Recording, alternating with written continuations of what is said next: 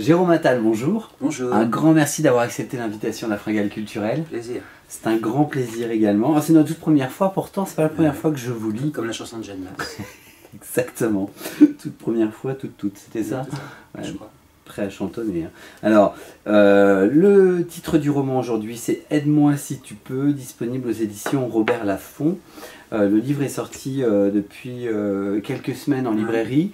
Et donc ça y est, hein, les premiers échos arrivent, sur internet on en parle pas mal, on voit sur les réseaux sociaux que ça bouge. Comment vous vivez ça, Jérôme, cet accueil? Moi je suis toujours un peu anxieux, c'est difficile, j'essaye toujours de penser déjà à l'idée d'un roman suivant, parce que sinon on est tellement malheureux d'être dans le feu comme ça, on a l'impression d'être vraiment en première ligne, un peu sous les balles. Soit de l'indifférence, soit du flot de livres qui sortent, soit au contraire un commentaire enthousiaste, ou quand on va lire quelque chose ou rencontrer quelqu'un qui aura lu vraiment le livre pour quelques raisons qui vous ont fait l'écrire. C'est toujours aussi, ça donne beaucoup d'énergie pour la suite, beaucoup de courage. Enfin, l'aventure d'un livre, elle se poursuit aussi une fois qu'il est là. Donc on a toujours, on retrouve un peu ce qui nous a donné envie de l'écrire dans la lecture, dans les retours qui nous sont faits. Donc c'est toujours aussi une expérience forte. Alors dans ce livre, vous parlez d'un personnage qui s'appelle Stéphane Caglia. C'est le héros du roman. Dans la quatrième couverture, on nous dit que c'est pas un flic comme les autres. Justement, qu'est-ce qu'il a de différent? Alors, moi je le sais, hein, je l'ai lu, très différent. Mais alors sa particularité, c'est qu'il est bloqué, dans les périodes heureuses de sa vie. C'est-à-dire qu'il a de la nostalgie, ou plutôt de la mélancolie, et quand il est sur une scène de crime, ou quand il trouve que la société actuelle part en sucette, ce qui est un constat qu'on peut faire assez ardemment tous les jours, il se réfugie dans la seule période heureuse de sa vie, qui correspond à son enfance, et qui correspond aussi aux années 80. Voilà, donc il fait un blocage sur les années 80,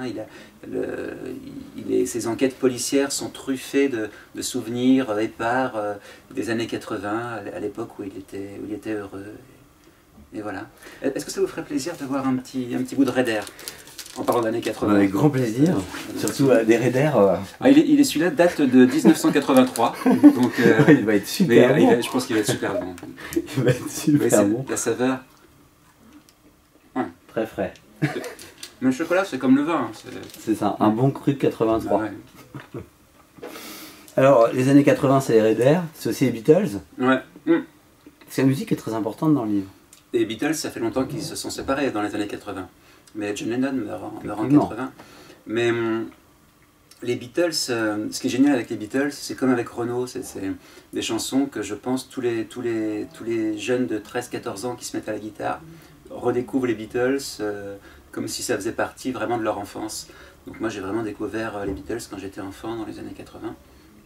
Et j'avais tout un univers comme ça où je pouvais, des tas de chansons que je pouvais en 4-5 accords retranscrire ou travailler. Donc effectivement il y a aussi toute une intrigue autour des Beatles, puisque l'intrigue principale de ce roman, c'est une jeune fille qui s'appelle Tamara, qui a 17 ans, qui décide de se mettre à la guitare et qui tombe amoureuse de l'esprit un peu de John Lennon et des chansons des Beatles, et qui décide de poster ses premières reprises, ses premières covers des Beatles sur YouTube. Voilà. Et là vont commencer le début de ses ennuis. Alors après, il y a aussi des personnages secondaires assez amusants. Hein. Il y a un voisin un peu chelou, qui est un copain à elle, mais un peu bizarre quand même. Ah, son voisin, ah non, c'est son petit voisin qui est amoureux de Transilelle, parce qu'elle habite dans une résidence. Exactement. Elle est un peu de girl next door pour plein de garçons. Donc, Mais ce qui est intéressant, c'est vos personnages secondaires, parce que la mère aussi... Pourquoi il est chelou ce garçon, ça m'intéresse. Non, mais... Il est très romantique, il est amoureux d'elle, il sait pas comment lui dire, il collectionne ses cartes postales. Quand elle part en vacances avec ses parents, ils envoient des cartes postales, il les collectionne. Et pour ces raisons-là, moi il m'a touché pour ça, mais du coup j'ai senti quand même... à côté de la plaque. Il est à côté de la plaque. Mais quand on est un garçon et quand on est adolescent, on est souvent à côté de la plaque. Cette histoire, elle est touchante, justement par tout l'univers que vous y mettez vous. C'est votre personnalité que vous mettez là-dedans. Ouais, mais c'est ce qui me plaît aussi quand je lis un auteur que j'aime bien. J'ai envie de lire sa vision du monde, ou sa vision des choses, ou sa vision de l'actualité, ou sa vision de son enfance, et d'y voir les correspondances avec mes propres préoccupations. J'ai l'impression que... Moi, j'ai fait des livres très différents. J'ai fait une histoire de France racontée aux extraterrestres, j'ai fait des histoires d'amour dont vous êtes le héros, un journal fictif d'Andy Warhol. Et à chaque fois, j'essaie d'avoir des idées originales et d'y amener vraiment ma sensibilité, mon univers et ma vision du monde. Parce que là, ce que vous proposez, on est dans une enquête, mais j'ai envie de dire que c'est un prétexte à proposer une vision du monde. Parce que c'est pas le plus important, l'enquête, même si c'est quand même bien mené de votre part, parce qu'on a quand même envie de savoir ce qui s'y passe, mais on se rend compte qu'au premier plan, c'est plus l'univers qui est... Oui, c'est gentil, j'espère que l'enquête fonctionne quand même, mais c'est vrai que c'est pas le vrai sujet, mais quand on écrit, on a envie que le vrai sujet soit aussi l'écriture. J'espère qu'il y a aussi des jolies phrases, ou des pièges, ou des intrigues dans les phrases parfois, mais c'est vrai que j'ai un univers, j'ai envie de faire une œuvre cohérente, donc j'ai envie d'avoir un univers cohérent, assez facilement identifiable par les lecteurs qui s'attachent à mon travail. Et ce roman, moi je l'aime vraiment bien, parce que c'est vrai que j'ai pu aussi mettre beaucoup, même si le personnage de flic est loin de moi, j'ai pu y mettre beaucoup de cet attachement à l'enfance, et de cette mélancolie ou nostalgie qui est la mienne à l'âge de la vie où j'arrive, évidemment. Alors justement, par rapport à vos personnages, Jérôme, je trouve qu'ils sont tous touchants parce qu'ils sont maladroits. Ah oui. Parce que les héros sont souvent maladroits, c'est de là aussi où naissent les possibilités de leur héroïsme. Mais moi j'aime bien la maladresse, je trouve ça... quand on est adroit, on est souvent dans la démonstration, donc c'est pas très intéressant. Il y a moins de chair ou de cœur. Oui, je trouve que vous nous proposez à travers votre roman un contre-pied de ce que notre société nous impose, justement. Le fait d'être dans la performance, là, c'est tout à fait l'inverse, et j'ai trouvé ça carrément rassurant. Oui.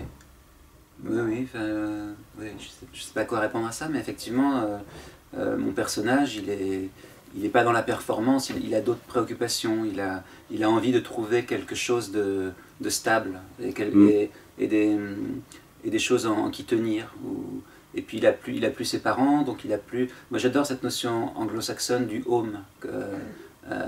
C'est à la fois la maison où l'on est, où l'on retourne, où l'on va, c'est l'endroit où on est bien. Je crois que mes personnages, dans tous mes romans et aussi dans celui-là, ils sont toujours à la quête de l'endroit où ils sont bien. Et c'est pour ça qu'il y a aussi des histoires d'amour, parce que dans l'amour, on cherche aussi, en dehors du désir qui est important, et du désir physique et de l'attraction qui est très importante, on cherche aussi un endroit où être bien, où être comme dans une maison.